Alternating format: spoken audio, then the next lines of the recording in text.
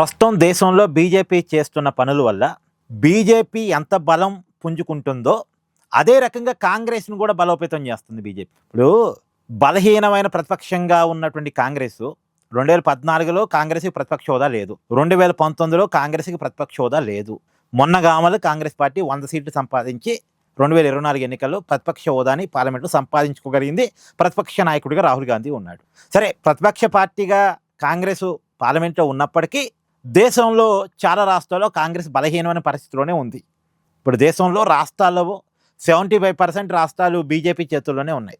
కాంగ్రెస్ చేతుల్లో ఉన్నదల్లా తెలంగాణ, కర్ణాటక, మొన్న గెలిచిన కేరళ, అంతకుముందు గెలిచిన హిమాచల్ ప్రదేశ్, ఇవి మాత్రమే ఉన్నాయి. వీటిని కూడా బీజేపీ కైవసం చేసుకుందామని వాళ్ళ ప్లాన్ వాళ్ళు వేసుకుంటున్నారు. అయితే ఇదే క్రమంలో అది కాంగ్రెస్కున్న పెద్ద మైనస్ ఏంటి అంటే తమ ఓట్ బ్యాంక్ని ప్రాంతీయ పార్టీలు చీల్చుకుంటున్నాయి. ఇప్పుడు ప్రాంతీయ పార్టీలు కూడా బీజేపీ వ్యతిరేక ఓటునే చీల్చుకుంటాయిగా. బీజేపీ వ్యతిరేక ఓటు మీదే ఆధారపడి ఉంది కాంగ్రెస్. ఆ ఓట్ బ్యాంక్ అంతా ప్రాంతీయ పార్టీలకు కాంగ్రెస్ పార్టీకి మధ్య చేరుతుంది. ఇప్పుడు తృణమూల్ కాంగ్రెస్ పార్టీ వల్ల కాంగ్రెస్కి నష్టం, శరద్ పవార్ పార్టీ వల్ల కాంగ్రెస్కి నష్టం, అనేక ప్రాంతీయ పార్టీల వల్ల, సమాజ్వాదీ పార్టీ వల్ల కాంగ్రెస్కి నష్టం, ఇలాంటి ప్రాంతీయ పార్టీల వల్ల కాంగ్రెస్కి నష్టం జరుగుతుంది. అయితే ఇప్పుడు బీజేపీ ప్రాంతీయ పార్టీని చంపేస్తుంది. ఇప్పుడు తృణమూల్ కాంగ్రెస్ పార్టీని చంపేస్తుంది, ఎన్సీపీ పార్టీని ఆల్రెడీ చంపేసింది, శివసేన పార్టీని దాదాపుగా గొంతు పిసికేసింది. అంటే ఆ పార్టీని బీజేపీ అనుకూల వ్యక్తులు లాగేసుకున్నారుగా. శివసేనేమో షిండే లాగేసుకున్నాడు, తర్వాత ఎన్సీపీనేమో శరద్ పవార్ నుంచి అజిత్ పవార్ లాగేసుకున్నాడు. ఇలా బీజేపీ అనుకూలంగా ఉండేవాళ్ళు పార్టీని లాగేసుకుంటున్నారు, బీజేపీ చేతుల్లో ఉండిపోతున్నారు. బీజేపీ వ్యతిరేక ఓట్ బ్యాంకు ఇన్నాళ్ళు రకరకాల పార్టీల మధ్య చేరుతుండేది. ఇప్పుడు ఆ ఓట్ బ్యాంక్ అంతా మళ్ళీ కాంగ్రెస్ వెనక్కి కన్సాలిడేట్ అవుతుంది ప్రాంతీయ పార్టీలు నాశనం కావటం వల్ల. ఇప్పుడు బెంగాల్లో మమతా లేదనుకోండి, ఇక మొత్తం బీజేపీని వ్యతిరేకించే ఓట్ బ్యాంక్ అంతా కాంగ్రెస్ వెనకారే ర్యాలీ అవుద్ది. ఇప్పుడు తృణమూల్ కాంగ్రెస్ పార్టీకి ఉన్న బలం, కాంగ్రెస్కి ఉన్న బలం కలిసినప్పుడు అది కాంగ్రెస్కి అడ్వాంటేజేగా.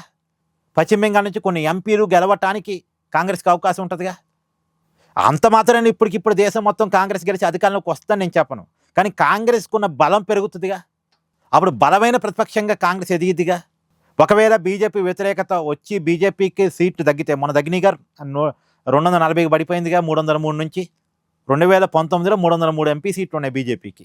మొన్నటి ఎన్నికల్లో వచ్చింది 240 మాత్రమే 2024లో. ఈ బలం ఇంకొద్దిగా బీజేపీకి తగ్గి కాంగ్రెస్ బలోపేతం అయితే ఇతర ప్రాంతీయ పార్టీలను కలుపుకొని కాంగ్రెస్ పార్టీ మళ్ళీ గతంలో యూపీఏ లాగా ఏర్పాటు చేసుకునే అవకాశం కూడా ఉండొచ్చు. సరే, అంత పరిస్థితి ఇప్పుడు వచ్చే పరిస్థితి ఉందా అనేది డౌట్. కానీ కాంగ్రెస్ అయితే కొంత బలం పుంజుకుంటుంది. కాంగ్రెస్ ఓట్ బ్యాంకు కన్సాలిడేట్ అవుతుంది.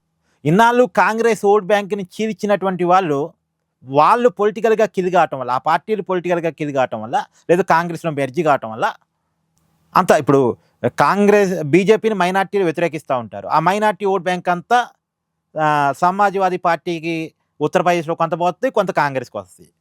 అదే బెంగాల్ తృణమూల్ కాంగ్రెస్ కొంత పోయిద్ది, తక్కువ పర్సెంటేజ్ కాంగ్రెస్కి వస్తుంది.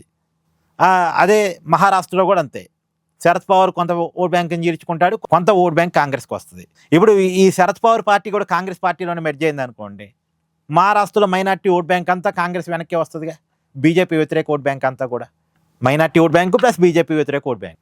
అది కూడా బెంగాల్లో కూడా అంతే. ఉత్తరప్రదేశ్లో కూడా సమాజ్వాదీ పార్టీ పొలిటికల్గా కిల్ అయిందంటే ఇక సమాజ్వాదీ పార్టీ బీజేపీని ఓడించలేదు, పోటీ కాంగ్రెస్కి బీజేపీకి మధ్య మాత్రమే అనుకున్నప్పుడు బీజేపీ వ్యతిరేక ఓట్ బ్యాంక్ అంతా కూడా కాంగ్రెస్ వెనక్కి ర్యాలీ అవుద్ది. సో అసలు కాంగ్రెస్ ముత్తు భారత్ అని బీజేపీ స్లోగన్, కానీ ఇప్పుడు కాంగ్రెస్ని బీజేపీయే బలం చేస్తుంది. తెలిసి చేసినా తెలియక చేసినా ప్రాంతీయ పార్టీని నాశనం చేసే ఉద్దేశంతో చేసినప్పటికీ కూడా కాంగ్రెస్ బలోపేతం అవుతుంది. జరుగుతున్న పరిణామాలను కాంగ్రెస్ ఎంజాయ్ చేస్తుంది. సరే, బీజేపీ ఎంతమంది నాశనం చేద్దో చేసుకొని వాళ్ళంతా నాశనం అయిన తర్వాత నాలోనేగా కలిసేది, వాళ్ళు నాశనం అయితే వాళ్ళ వెనకాల ఉన్న ఓట్ బ్యాంక్ అంతా నా దగ్గరికే వచ్చేది అని కాంగ్రెస్ జరుగుతున్న పరిణామాలను ఎంజాయ్ చేస్తుంది.